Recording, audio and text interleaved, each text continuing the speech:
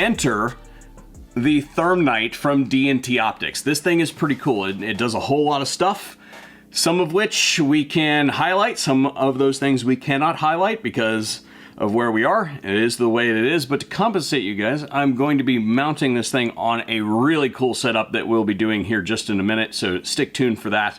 But as far as what you're looking at here, I'll roll in the case.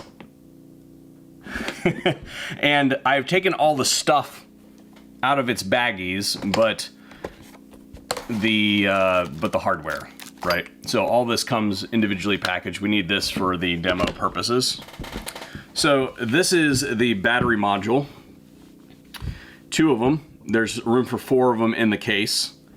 To charge them, you stick them in there right like that, plug that into the wall. It will indicate its charging level right there. Now, as far as powering up the Thermnight, you can see right there is a port, negative, positive, insert that thing. And then there is a cap right here. The only problem with this thing, and I voiced this in my critique section of the last video I did on a DNT product, that one was a little bit lower end of a product. This is their higher end offering, is I would like to see this cap with some kind of capture on it. Not a big deal because there's a lot of threads on it and it is relatively difficult to turn, so it's not going to just come off. But if you're changing that battery, say, oh, I don't know, in the middle of the night, well, then you might run into a problem. If you drop it, you're not finding it. So I would like to see that captured there. Now, there's a whole lot of stuff going on here on this guy. You can see dial, dial, dial, module, dial, thing, dial, cap. But the accoutrements. We have 2 different mounts here, a small one and a big one. You can see this one is obviously radically cantilevered, this one not so much. I'm gonna mount these up off of camera just because it sits better on the table without the mount. So I'll probably use this guy. What we have here is some subsonic 5.7x28 ammunition, and our host for today is this guy right here. This is a CMMG Mark 57 Banshee, and I had to rip this off for another project and needed that specific one, so I'll mount that up off of camera. On the front here, we have a Surefire with the Kryon over top of it. If you missed the Kryon review, then I will have it listed in all the relevant places. And it has been some time since we have fired this weapon, so I'm gonna go ahead and just really quick, with the help of Otis Technology, thank you very much for keeping all of our guns running. We're just gonna go ahead and lube this thing up really quick, just to make sure that we don't have any problems.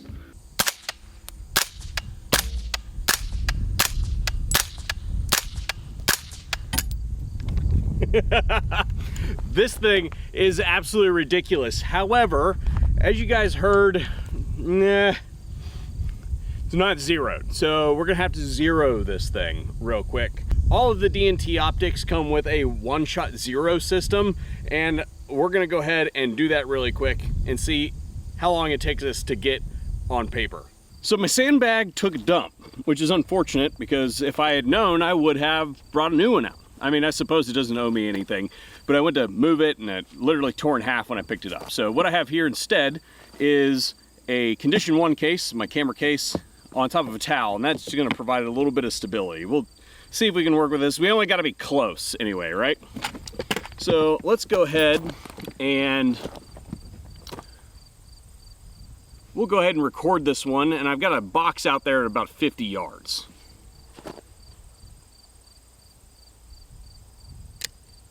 Shaking like a leaf. We only gotta be close, right?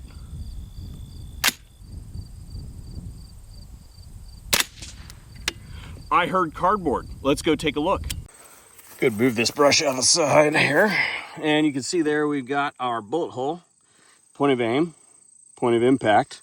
Now, the way that this thing works as far as zeroing is concerned is it has a mode that allows you to freeze the frame with the target, and then you basically move the reticle that has been homed on the point of aim to its point of impact, and it'll do all the shifting for you. So you've got to supposedly, of course, depending on your ability to shoot, one shot zero. Now, unfortunately, I cannot get the optic to record that process, so we're just gonna do it in real time and see what we can do here. So in this, you can see that, and I'll record this, there is the point of aim, and there is the point of impact. So you guys can see this, is I'll just go ahead and try to record it through with my mobile device here.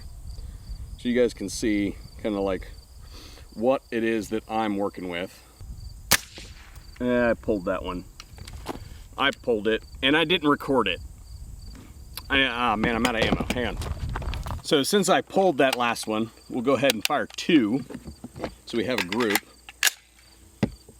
And we'll hit the record button to make sure that we're actually recording, because there should be 1 bullet hole down there. Well, that was less than effective.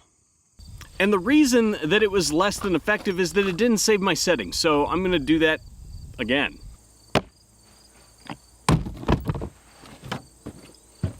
I finally got it to save my settings. I don't know what was going on. I don't know if it was user error or what. I have no idea what I did different, but it finally saved my settings. So let's see if we can hit anything.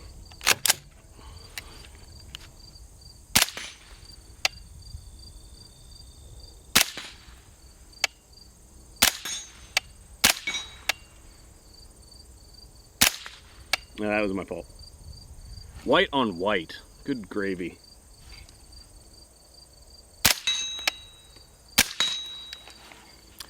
The answer is yes. I don't know what I did wrong, but it works now. Since we just had an in-field interaction with the controls, now would be a good time to discuss what all the buttons do. Most of these have multiple functions, and you're just going to have to read the manual to get them all. The power button, obviously, but it takes a few presses to actually turn the thing on, so it doesn't power itself on, jostling around in a truck or something like that. And it also requires 3 seconds of continuous pressure to power the unit down. These 4 buttons act as menu navigation directions when in menu mode, but also have other functions when not in menu mode. For instance, this is what I pressed to change the reticle color in the last segment. White, black, yellow, green, red. Holding it enters menu mode. This one does the recording, camera symbol. This one cycles through your various color palettes. This one cycles through your brightness settings. Holding it cycles on and off pip mode, which is the setting that puts that second, more magnified window on screen that you saw in the previous segments. This can be set to other spectrums, shall we say. There are 2 buttons on the side of this thing, and this one over here we won't really be using in this video, but let's just say this is where the superpowers get turned on. And the other one is your rangefinder. I've run out here to the top of the hill just above the range, and there's a couple things out here. We're just gonna pan the camera around and laze. This thing goes to the 1/10 of a yard, and we're just gonna see what this reports and then compare it to what the Thermnight does. So we'll go ahead and start recording. Okay. And first off, we'll start with something close. That oil rig right over there.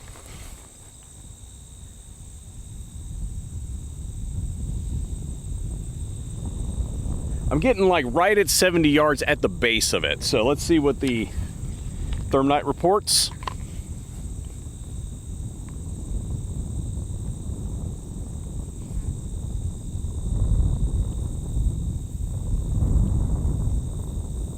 $71. You guys may not be able to see this, but there's a big structure right there.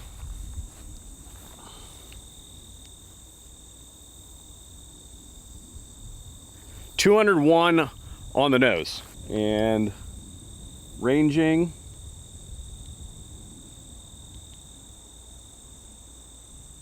Took a whole bunch of readings, but they're right around that 205 to 211-ish range, so somewhere in there, guesstimation. Let's move out just a little bit farther.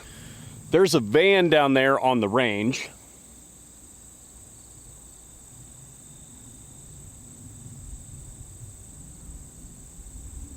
And I'm getting anywhere from, depending on how much my shake is, I'm getting somewhere around 195 to 200 somewhere.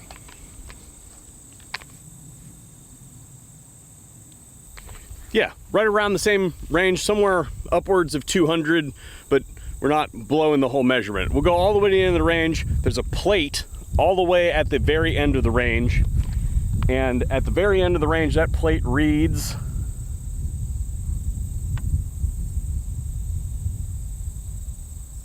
about 230, 250, depending on how well I am on the plate.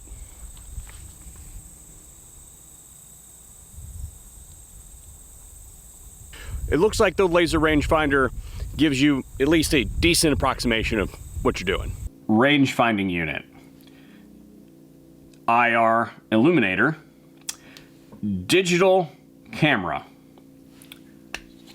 The other lens.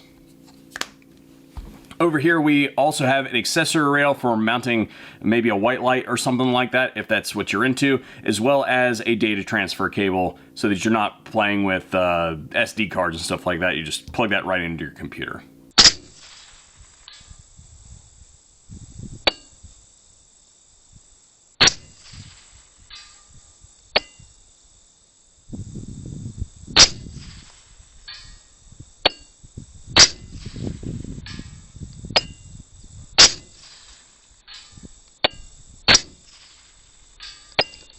It also has an eyepiece that you can see just press fits on there. One of the things about these digital recording optics is there's almost always some kind of perceptible delay in what is going on screen and what is being recorded on video. And in my last DNT optics review, it was perceptible. Like you could see it in real time.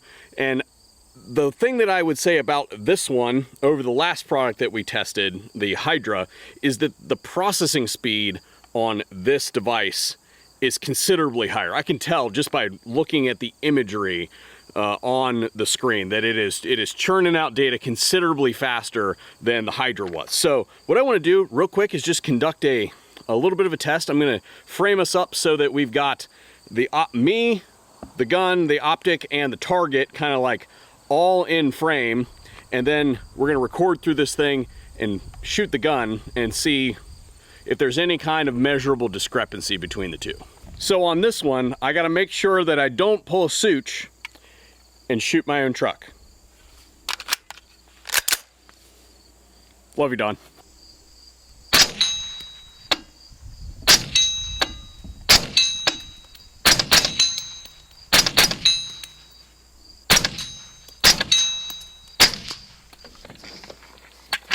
That, boys and girls, is what 2 frames of audio-video desync looks like. And as you can see, it's basically imperceptible. You can't see it with your naked eye. That's better than the video that you're currently seeing.